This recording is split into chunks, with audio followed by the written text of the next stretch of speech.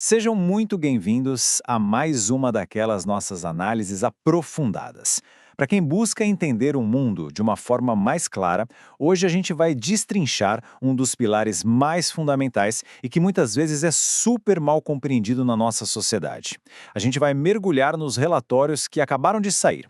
O relatório sobre a migração no mundo de 2026, da Organização Internacional para as Migrações, a OIM, e o relatório fresquinho do OBMigra, que traz um retrato bem fiel do Brasil. O nosso objetivo aqui é olhar para os dados nus e crus, entender a escala gigantesca desse tema e ver como todas essas peças se encaixam na prática. Bom, para começar, olha só esse número: 304 milhões. Essa é a estimativa oficial de imigrantes internacionais no mundo todo hoje. Para colocar isso em perspectiva, a gente está falando de 3,7% de toda a população global. Então não é um fenômeno isolado, de jeito nenhum. É um movimento contínuo, gigantesco, que molda economias e políticas em todos os continentes. Só para vocês terem uma ideia, o número de trabalhadores migrantes deu um salto de mais de 30 milhões apenas na última década que foi avaliada. O nosso roteiro de hoje é bem direto. 1. O cenário global da migração. 2. Os benefícios econômicos versus as políticas restritivas. 3. O retrato migratório do Brasil. 4. O paradoxo do trabalho formal. E 5. A gente fecha com demografia, educação e o futuro. Indo direto para a nossa primeira parte, o cenário global da migração e como ele funciona como um macromotor econômico. A verdade é que a migração funciona como um verdadeiro motor para a economia global. É uma engrenagem que trabalha nos bastidores, mas com um impacto financeiro absurdo. 905 bilhões de dólares. Essa é a projeção total do que vai ser enviado em remessas financeiras por migrantes em 2024. E o detalhe mais revelador disso tudo é para onde vai esse dinheiro. 685 bilhões vão direitinho para países de baixa e média renda. Segundo o relatório da OIM, esse fluxo de dinheiro simplesmente esmaga, de longe, tudo que esses países recebem somando assistência oficial ao desenvolvimento e investimentos estrangeiros diretos. É uma injeção de capital direta na veia dessas economias. Tem uma frase da Amy Pope, que é diretora-geral da OIM, que resume bem o tom do relatório. Ela diz que a migração estimula o emprego, o crescimento e a estabilidade. E a Zoe Brennan, que é porta-voz da OIM, reforça um ponto super importante no documento. A contribuição vai muito além de braçal, sabe? Os migrantes são empreendedores, eles são consumidores, inovadores, que fazem o conhecimento e as habilidades atravessarem fronteiras. E isso nos leva à parte 2 da nossa análise. Benefícios econômicos versus políticas restritivas, ou o que eles chamam de o paradoxo crescente. E é justamente aqui que a gente esbarra num desconforto severo que a OIM aponta. Se a migração é esse motor todo, existe um baita de um paradoxo entre a economia e os caminhos legais que as pessoas têm para migrar. Enquanto a gente fala de bilhões em benefícios, a gente também bate de frente com esse outro número. 120 milhões. Esse é o recorde absoluto de pessoas deslocadas no mundo. E olha que detalhe triste. Desse total, 83,4 milhões são deslocados internamente, dentro do próprio país. É o maior número já registrado na história, impulsionado por uma mistura super complexa de conflitos armados, pressões ambientais e vulnerabilidades do sistema. Então, o X da questão que o relatório traz é este.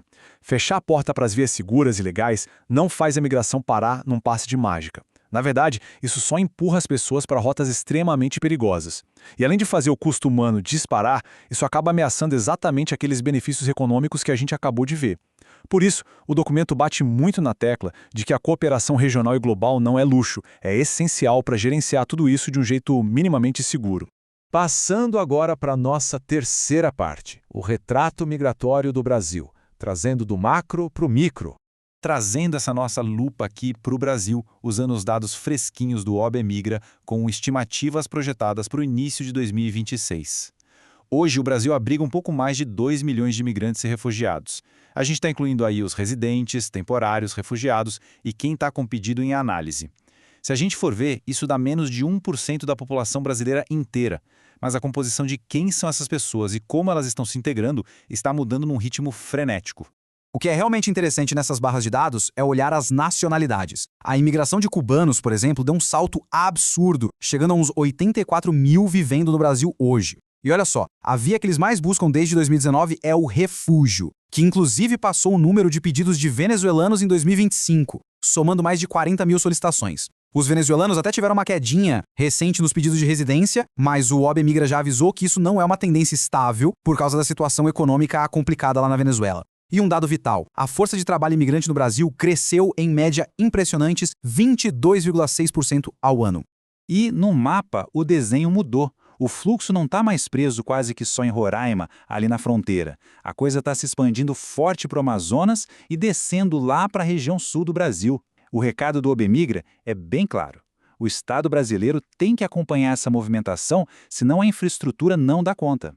O que nos leva à seção 4, o paradoxo do trabalho formal e a realidade dessa integração. Vocês lembram daquele crescimento de mais de 22% ao ano na força de trabalho que eu acabei de falar? Pois é, o número de trabalhadores imigrantes formais pulou de 50 mil lá em 2010 para mais ou menos 415 mil agora.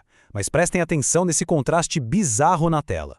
Ao longo desses 14 anos, enquanto o número de empregos formais explodiu, a renda média da galera simplesmente despencou. Caiu de R$ 15.500 em 2010 para meros R$ 4.500 em 2024. Mas como assim? Mais vagas e o salário despenca desse jeito?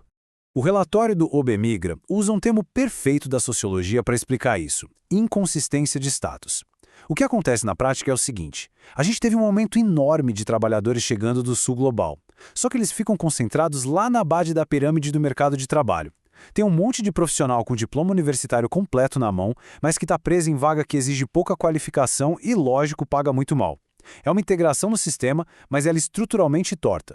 E entramos na nossa quinta e última sessão: demografia, educação e o futuro. Para fechar o nosso raciocínio, a gente tem que lembrar que migração não é só bater ponto no trabalho. A gente está falando de famílias e vidas inteiras. Olha a educação das crianças. A grande maioria dos alunos imigrantes matriculados no Brasil, que são mais de 140 mil crianças, está no ensino fundamental, batendo 62,4%. A educação infantil vem logo atrás, com 17,2%.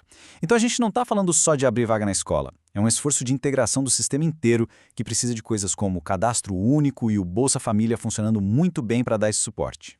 E o OBMigra deixa um alerta sério sobre o perfil demográfico que está mudando. A gente está recebendo muito mais mulheres e um salto na chegada de crianças de 0 a 14 anos. O aviso oficial é bem direto. Não importa se o fluxo de pessoas vai aumentar mais ou se vai dar uma estabilizada.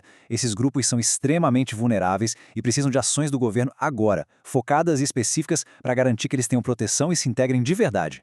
Dando um passo atrás e olhando para o mundo inteiro de novo, a grande questão do relatório da ONG é: como os países protegem aqueles 905 bilhões de dólares que movimentam a economia e, ao mesmo tempo, resolvem esses problemas estruturais que a gente viu aqui no Brasil. As recomendações são bem práticas: criar mais rotas seguras com urgência, cortar as taxas caríssimas que cobram para o migrante enviar dinheiro para casa, facilitar a mobilidade de quem é qualificado para evitar aquela inconsistência de status e apostar forte na cooperação regional.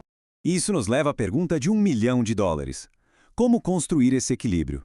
A gente acabou de ver nos dados que o benefício financeiro e social existe, mas a integração precisa de uma estrutura real e justa. E eu quero saber o que vocês acham disso com base nos relatórios que a gente dissecou hoje. Deixe as respostas e as opiniões de vocês nos comentários aqui embaixo, porque esse é um debate super importante de se fazer com base em dados. Se vocês curtiram essa análise, não esqueçam de curtir e se inscrever no canal. E claro, se você gosta desse tipo de conteúdo, considere nos apoiar. Link do Apoia-se na descrição deste vídeo. Valeu demais pela companhia e até a nossa próxima análise.